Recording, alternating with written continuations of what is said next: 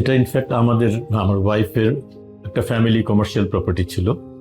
তো এই প্রপার্টি যখন ওরা সবাই ডিসাইড করলো যে বিক্রি করবে, তখন আমি ইনফ্যাক্ট সার্চ করছিলাম যে কাকে দিয়ে বা কার মাধ্যমে এটা বিক্রি করানো যায়, বিকজ অনেকগুলো সেলস কোম্পানি আছে, সেলস এজেন্ট আছে।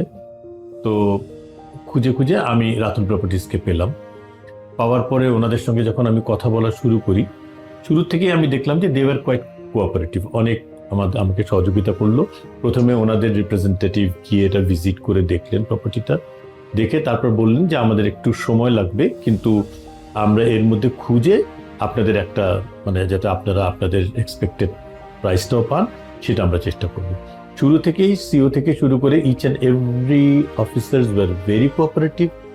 আমি জাস্ট ক্যামেরার সামনে বলছি দেখে বাড়িয়ে বলছি না, বাট এটা আমি আমার অন্তরের ফিলিং থেকে বলছি।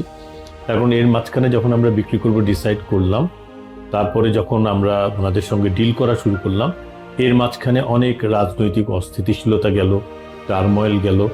এর মাঝেও ওনারা আমাদের সঙ্গে রেগুলার যোগাযোগ করে বলেছে যে না, আমরা আপনাদের এই কাজটা করার জন্য যেহেতু একটা স্টেপ নিয়েছি, এটাকে প্রজেক্ট হিসেবে নিয়েছি, সো অনেক প্রতিকূলতার মধ্যেও আমরা এটা ধরে রাখবো। তো ওনাদের ধৈর্যশীলতা, ওনাদের কাজের যে প্রফেশনালিজম, এইটা আমাকে মুগ্ধ করেছে। এটা আমি জাস্ট একটা বিন্দু বাড়িয়ে বলছি না, এটাই সত্যি। তারপর আমার ওয়াইফ আমাকে যখন রেগুলারলি জিজ্ঞাসা করতো যে এটা প্রগ্রেস কত দূর হলো, আমি রাত নাই দিন নাই যে কোনো সময় ফোন করতাম। এবং অনেক সময় দেখা যায় যে একটা প্রপার্টি বিক্রি করতে গেলে অনেক বিষয় মতের অমিল হয়, অনেক বিষয় নানান ঝামেলা হয়।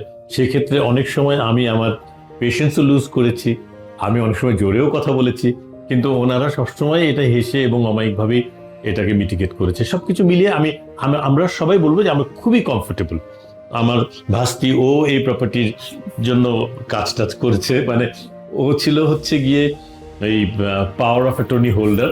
আমাদের বেশিরভাগই তো বাইরে বাইরে ছিল, সব পাওয়ার অফ অ্যাটর্নি একজনকে দেওয়াতে, সো ওকে রেগুলারলি আসতে হয়েছে। ও বারবারই ভিজিট করে এসে যাওয়ার পরই বলে না না, আমি আমি আই ফেল্ট এট হোম, আমার কাছে মনে হচ্ছে আমি বাসায় গিয়েছি। এখন তুমি বাকিটা বলো। আমার সাথে ওনাদের জার্নিটা ছোট ছিল কিন্তু খুব স্মুথ ছিল, ইট ওয়াজ ভেরি স্মুথ। কখনো বিয়ন্ড মাই টাইমলাইন যেতে হয়নি, ওনারা অ্যাকোমোডেট করেছে বরঞ্চ আমার টাইমলাইনের মধ্যে। আর আজকের কাজটাও যে এত ইজি হবে, এই স্টেপগুলো তো খুব difficult and tedious, but matter of hours we were done. So thank you. আমরা রাতুল প্রপার্টিজকে ধন্যবাদ দেই।